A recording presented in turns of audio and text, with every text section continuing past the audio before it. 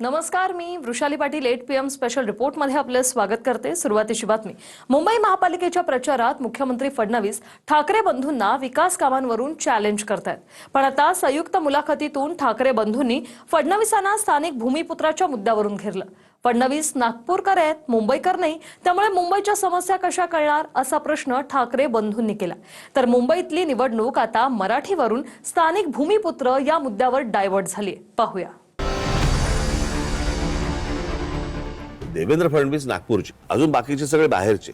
मुंबईमध्ये मुंबईकरांना काय पाहिजे हे मला असं वाटतं मुंबईत तुम्हाला तिथे जन्माला आल्याशिवाय कळणार नाही की आजचे राज्यकर्ते हे मुंबईकर नाहीयेत, तरी त्यांना मुंबईकरांसाठी किंवा त्यांच्या शहरांसाठी काही पडले का त्यांच्या नागरिकांसाठी।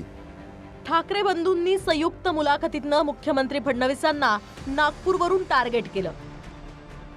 फडणवीसच मुंबईकर नाहीत, नागपूरहून येऊन मुंबईच्या समस्या कशा कळतील असा हल्लाबोल ठाकरे बंधूंनी केला।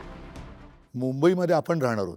दुर्दैवाने मी असं म्हणेन की आजचे राज्यकर्ते हे मुंबईकर नाहीयेत, जरी मराठी आहेत, महाराष्ट्रातले असले तरी त्यांना मुंबईकरांसाठी किंवा त्यांच्या शहरांसाठी काही पडले का त्यांच्या नागरिकांसाठी।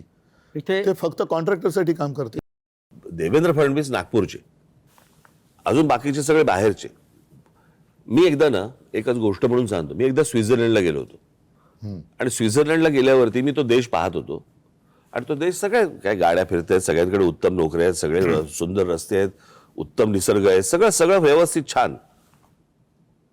तो सगळा देश पाहताना मला पहिला मनात प्रश्न आला, इथला विरोधी पक्ष काय करतो। म्हणजे निवडणुकीच्या तोंडावरती काय सांगतो तो की मी तुम्हाला हे देईन, मी तुम्हाला ते देईन, मी तुम्हाला त्या कल्पनेच्या बाहेर होतो मी। बरोबर आहे।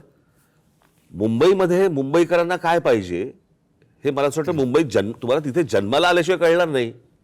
बाहेर येऊन ज्याला तुम्ही ती एखादी गोष्ट बघता, शहर बघता किंवा एखादा देश बघता ना, तुम्हाला समजणारच नाही तिथले प्रश्न काय ते। नागपूरच्या देवेंद्र फडणवीस साहेबांनी मुंबईचा जेवढा विकास केला तेवढा विकास उद्धव मामूंनी आपल्या स्वप्नामध्ये कधी विचारही केला नव्हता आणि त्यामुळे त्यांना याच्यावरती काही बोलायची आवश्यकताच नाही।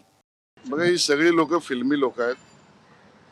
दिवस संध्याकाळी रात्री सिनेमा बघायचे, घर परिवाराबरोबर फाफडा जिलेबी खायची, मित्रांबरोबर गप्पा मारायचा ना। मुंबईकरांशी काय लेनदेन आहे। हे दोन भाऊ पुराच्या 26 जुलैच्या वेळेला मुंबईकरांसाठी कुठे दिसत।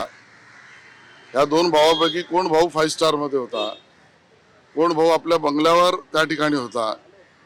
लोकांसाठी हे कधी झटलेलं नाही आणि म्हणून लोकांनी ठरवलंय, तुमको कभी देखा नहीं, तुमको कभी परखा नहीं, तुम्हें वोट देंगे नहीं। मुख्यमंत्र्यांनी ठाकरे बंधूंच्या युतीला कन्फ्युजन आणि करप्शनची युती म्हटलं होतं। राज ठाकरेंना कन्फ्युजन तर उद्धव ठाकरेंना करप्ट लोकांचा नेता अशी टीकाही फडणवीसांनी केली। त्यावरून राज ठाकरेंनी अजित पवारांविरोधातल्या बैलगाडीभर पुराव्यांवरून फडणवीसांना घेरलं। मला कोणीतरी म्हणालं कार्टुनिस्ट आणि कॅमेरामॅनची युती झाली। मी म्हटलं नाही, असं म्हणणं योग्य नाही। कार्टुनिस्ट आणि कॅमेरामॅनची नाही आहे ही युती, कन्फ्युजन आणि करप्शनची युती आहे। एक कन्फ्युज आहे आणि दुसरा करप्ट लोकांचा नेता आहे। बसवलेला जो माणूस असतो ना, तो फक्त धन्याचा ऐकतो, मालकाचा ऐकतो। त्याच्यामुळे मालक जे सांगेल त्याप्रमाणे काम करायचं, त्या सगळ्या गोष्टी करायच्या। त्याच्यामुळे मला काही त्यांच्या बोलण्याला काही लॉजिक आहे असं मला वाटत नाही। आणि भ्रष्टाचाराच्या गोष्टी तर फडणवीसांनी करूच नाहीत ना। ते बैलगाडी घेऊन गेले होते नाही का अजित पवारांच्या बाबतीत। कालच अजित पवार बोललेत ना। हो, अजित पवारांच्या बाबतीत बैलगाडी घेऊन गेले होते की हे पुरावे आम्ही घेऊन येतोय म्हणून। मग आता म्हणतायत की कोर्टात केस चालू आहे, अरे मग द्या ना ते पुरावे। गुड गव्हर्नन्सचा पाया ही देवेंद्र फडणवीसांची महाराष्ट्राबद्दल असलेली कमिटमेंट आहे आणि ज्यामुळे अडचणीत आले। आता कोणाला किती नोटिसा भ्रष्टाचारासाठी गेल्यात त्या उद्धव ठाकरेंच्या पक्षातल्या आणि राज ठाकरेंच्या पक्षातल्या लोकांबद्दल त्यांनी बघावं आणि त्यामुळे त्यांनी तर भ्रष्टाचारावर बोलणं या अगोदर आपल्याकडे स्वतःकडे 4 बोटं काय ते बघावे। ठाकरे बंधूंनी मुंबई महापालिकेचा फोकस मुंबई आणि मराठीवरच ठेवलाय, तर फडणवीस आणि एकनाथ शिंदेंना राज ठाकरेंनी ससाणा पक्षाची उपमा दिली आहे। हे बसवलेले सत्ताधारी असून मालकाच्या हातावर बसून शिकार आणायचं काम फडणवीस आणि शिंदे करत असल्याची बोचरी टीका राज ठाकरेंनी केली। हे सगळे ससाणे आहेत। मालकाच्या हातावरती बसून पक्षी मारून आणणं हे ससाण्याचं काम असतं। इथे मालकाच्या हातावरती बसून आपलीच माणसं फोडणं हे आत्ताच्या लोकांचं काम आहे। म्हणजे स्वकीयांचा घात करणं हे फक्त पक्षांमध्ये नसून राजकीय पक्षांमध्ये पण तेच चालू आहे. आणि तीच कृती आता सगळी सुरू आहे. आपल्याच लोकांकडनं ह्या गोष्टी करवून घ्यायच्या. कसं आहे, मराठी म्हणून तुम्ही एकत्र आलाच नाही पाहिजेत. मी त्यांना एवढाच सल्ला देईन की कृपया तुमचे स्क्रिप्ट रायटर जे आहेत ते त्या ठिकाणी बदला. वर्षानुवर्ष त्याच गोष्टी बोलायच्या, त्याच्यावरच मतं मागायचे, जे इश्यूज नाहीत. या महाराष्ट्रामध्ये महाराष्ट्रापासून मुंबई कोण तोडू शकतं? कोणी तोडू शकत नाही, त्यांनाही माहिती आहे.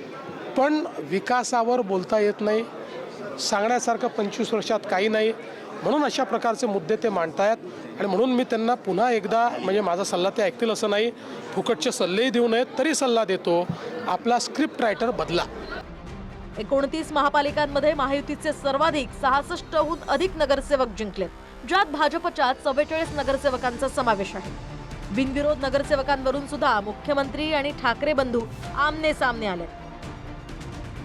निवडणुकीच्या पहिल्याच टप्प्यामध्ये कल्याण डोंबिवलीच्या नागरिकांनी महायुतीच्या 21 जागा बिनविरोध या ठिकाणी निवडून दिलेल्या आहेत. अर्थात यामुळे काहींना पोटदुखी देखील झाली आहे. पण मी त्यांना कालच सांगितलं, तुमको मिरची लगी तो मैं क्या करू. निर्विवाद आलेत, कोणीच नाही. बिनविरोध त्यांनी कसं दाखवायचं काळं बोटावरचं? म्हणजे माझा हक्क तुम्ही हिरावून घेताय ना, माझा मतदानाचा हक्क तुम्ही हिरावून घेताय.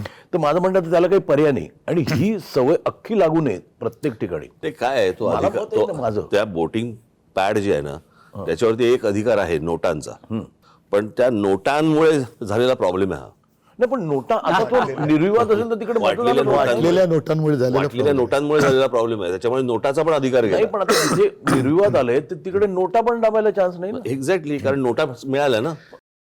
जिथे हे बिनविरोध झालेत तिथे निवडणूक आयोगाने रिझल्ट थांबवले, ते यांच्या आमच्या बाकीच्या निवडणुकांबरोबर जाहीर करतील, कारण तो गुलाम आहे त्यांचा. तिथल्या निवडणुकीची प्रक्रिया नव्याने घेतली पाहिजे. हे जे बिनविरोध सगळं थोतांड झालं, कारण आता ते तिकडनं त्यांनी, बरं या बिनविरोधमध्ये आमच्या दोघांचा एक सुद्धा नाही, राष्ट्रवादी पवारसाहेबांचा एक सुद्धा नाही, अपक्ष एक सुद्धा नाही आला. हे काय योगायोग आहे? त्याला मी तेच म्हणतो. ते योगायोग आहे की काय आहे? काय हे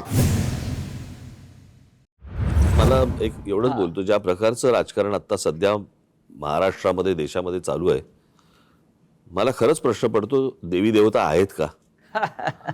आणि आहेत तर हे ते फक्त हे का बघत बसलेले आहेत? आणि एवढे 33 कोटी एवढे जर आहेत तर ते काय हे या सगळ्या गोष्टी का बघत बसलेत?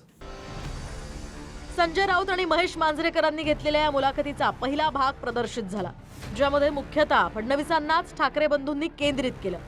ते मुंबईचेच भूमिपुत्र नाहीत हे सांगून नवा मुद्दा त्यांनी छेडलाय. Bureau report, TV9 Marathi, Mumbai.